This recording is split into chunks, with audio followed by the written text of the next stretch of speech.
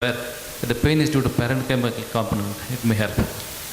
Yes, thank you. We are just moving on to the case. In 2009, this patient developed a significant abdominal pain which has recurrent episodes, and the pain was quite suggestive of pancreatic pain. And the labs were normal except for hyperglycemia and microalbuminuria because of the complication of diabetes long lasting. And she had a very significant reduction in the fecal elastase, and CA19 was 15, and ultrasound abdomen showed grossly dilated main pancreatic duct, and almost the changes were same.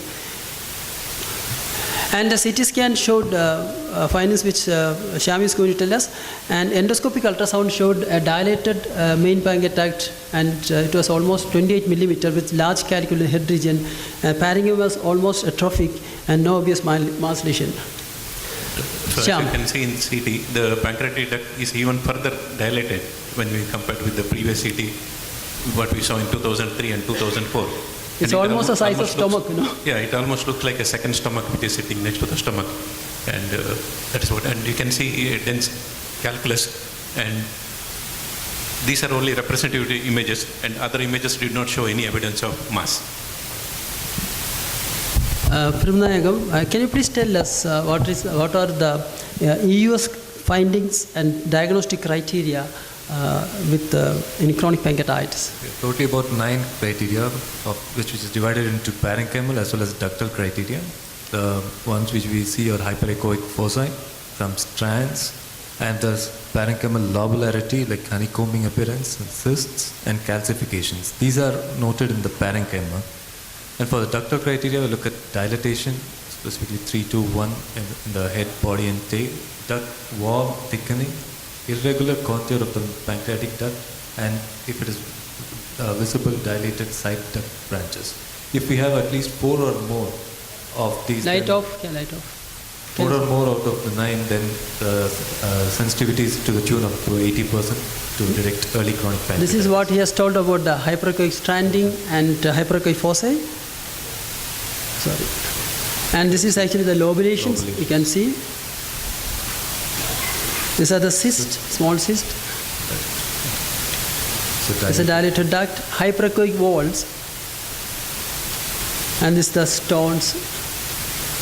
And this is again stone, dilated duct, and you can see the bile duct, benign structure, very beautifully seen with endoscopic ultrasound.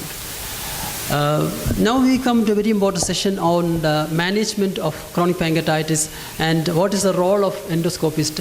And Dr. Palanisamy, can you please tell us how do you select patients for endotherapy, especially for ESWL, and what are the genuine indications, if there are any, in endotherapy in chronic pancreatitis? Here again, the patient should be symptomatic, the pain.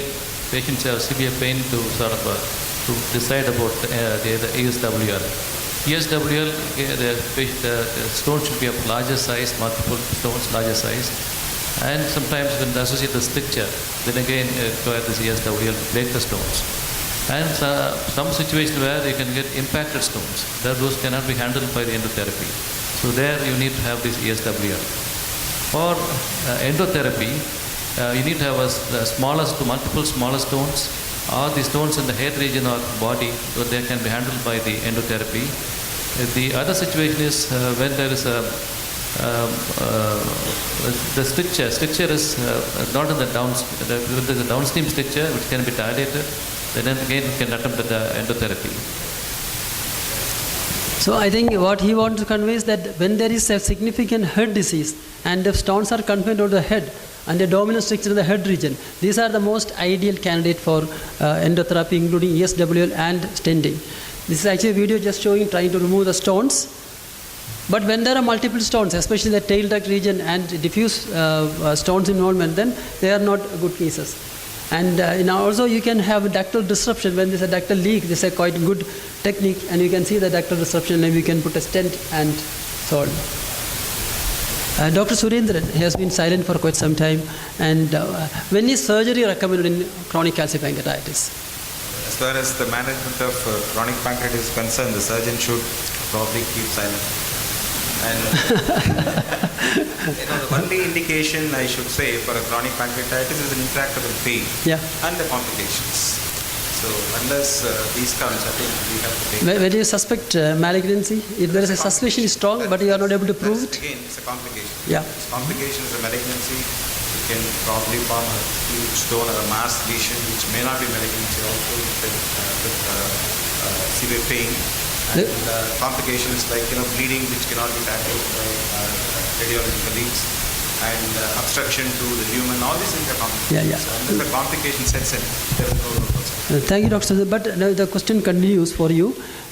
Chronic calcified surgery versus endotherapy, including ESWL. How do you select your patients for that? Or is there any subgroup you think that they benefit by endotherapy? Or whenever... Well, I think that was highlighted by Professor Paniswamy. A small stricture near the head could be dilated, the stone near the head could be... So you think there is a role for endotherapy in chronic There pancreatitis? is a role. You but, don't think it is only a surgical domain? No, There is... no. Oh, yes.